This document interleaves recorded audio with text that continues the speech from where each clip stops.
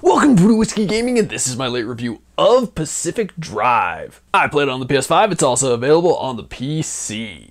So let's get into the story, and as it implies, you are driving through the Pacific, specifically the Pacific Northwest of the US. Once upon a time, there was this weird, crazy sci-fi thing, and they went to study it, it was uncontrollable, and they built a giant wall around it. You are driving past said giant wall when you get sucked into the exclusion zone. Luckily for you, you find a car that isn't really a car, it's a remnant, and they get into that later. But you also get reached out to by a couple of scientists, and they're gonna try and help you escape, basically. And that is really kind of an oversimplification of the story. I was actually really intrigued by the story and thought it was going some pretty cool places. And honestly, I enjoy the characters. I think they did a really awesome job with those, and the writing for them was actually really on point. But let's move on to the audio, and the radio in your car is kind of awesome. There's a few songs that I could live without, but a lot of the music playing on the radio is fantastic. I really enjoyed hearing the vast majority of the music that they played. As for the voiceover work, I think the actors did a great job bringing their characters to life. As I said, they were already well written, but then, a good performance helps so much more. Then last but not least, you got the sound effects, and I think the sound effects are good. A lot of them are based around your vehicle because,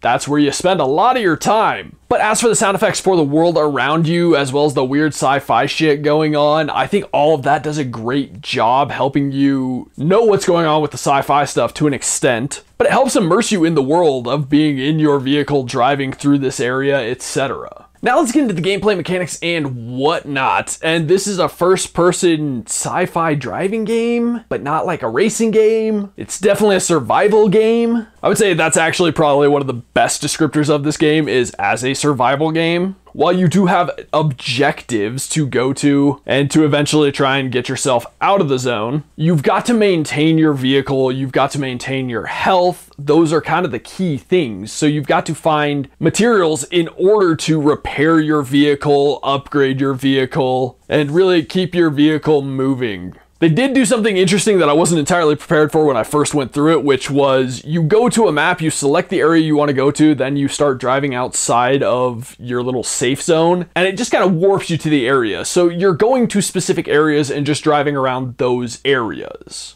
You have to explore an area to then unlock the ability to go on to the next area further beyond that, and so on and so on and so forth. Once you've unlocked an area, it's still kind of this weird like step-by-step thing. So you've unlocked an area that's like 3 stages, we'll call it, away. Well, you have to go through that first stage, then you have to travel to the second stage, then you have to travel to the third and into the fourth. And it's kind of annoying to do that, not to be able to just kind of fly through. But it works, and sometimes you can stop in those earlier areas and pick up some supplies you might need. It's kind of a double-edged thing where it can be frustrating, but other times it can help you out. Going into a new zone, you might need some supplies. But to go along with the survival thing, you've got to scrounge for supplies, and you have to build tools to scrounge for supplies. Like the scrapper to break things down, the hammer to break into things, which allows you to create things to fix up your vehicle on the fly. And I mean, at its core, that's kind of what you're doing, as well as there are elements, I guess we'll call them. There's stable and unstable elements that you need to gather, and you can plug them into your car and bring them back and use those to unlock further upgrades and enhancements and just other things along those lines. And I gotta say, there was something oddly satisfying about like upgrading my vehicle and being able to go out there and do better. But unfortunately, when I was out there, that could get really frustrating at times. Like there were times where I went on some runs and they were just easy, nothing major, minor damages to my vehicle. I got supplies that I needed. And then there were other times where the game would just fuck you intensely. And you're not even doing like a major mission or anything, you're just doing a regular run and the game would just kind of fuck you over. And I know that happens in survival games. It was just really frustrating at times. Some of the traps are very easy to avoid, and some of them I felt were like really cheap, specifically the electrical one. Like you'd stop, you'd think you were safe from it, and then out of nowhere it would blast you, whereas other times it wouldn't. And it would literally just sometimes pop up out of nowhere, no warning, and just devastate your vehicle. Whereas most of the other traps, there were warnings, and if you got caught in them, it was kind of on you. Whereas the electrical one, like I said, could just pop up and wreck you. It really set me back quite a bit on a few runs.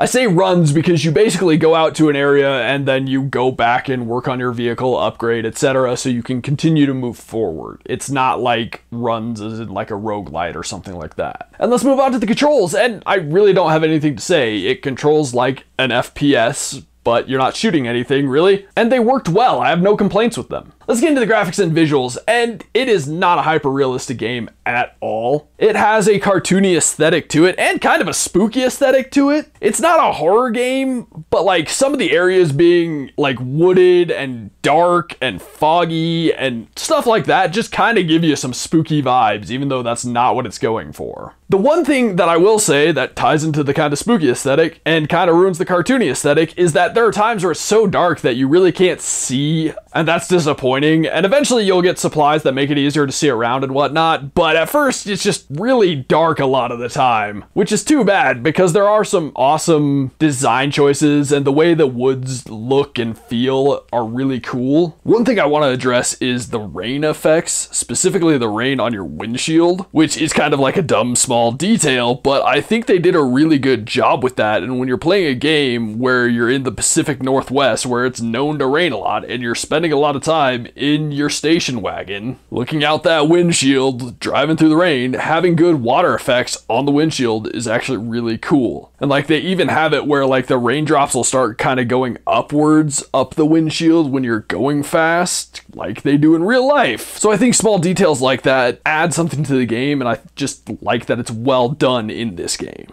But then you have the, you know, weird sci-fi traps and not quite creatures. We won't exactly call them creatures, sort of creatures. And that's all actually really interesting. Like you can really see what the different traps are based on, you know, just the visuals. You can tell what they're gonna do to you, how they're gonna affect your vehicle, etc. But I did enjoy that. I thought they did a cool job with visualizing these different sci-fi horrors that are essentially happening in the zone. Again, not a horror game. That's just the best way I can describe these anomalies that are occurring. I also just like the design of the tools that your character is making and whatnot, and they fit with the other things going on in the world, the other technology in the world. So let's get into the wrap up. And I've said a lot of good things about this game, but I gotta tell you, I couldn't get into this game. I can 100% see somebody really enjoying this game. There is somebody right now playing this game and enjoying this game. It's just not me. Like, I could not lock in. I would play for like a half hour and then I would fuck off and watch YouTube for like a half hour or something else. Which is unfortunate because I can see what's here and I can see people loving it. It's just not a me game.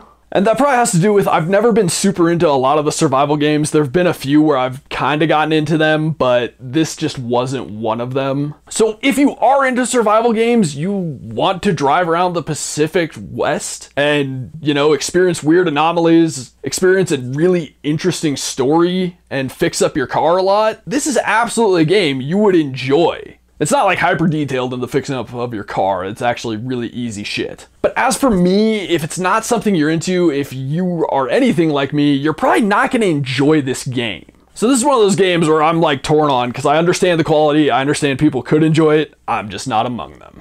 Okay, in the comments down below, why don't you tell me, have you ever played a game where like you appreciate the quality, you understand it, but you can't get into it? And as always, thanks for watching. If you enjoyed the video, please hit that like button. And if you like what I'm doing in general, share and subscribe.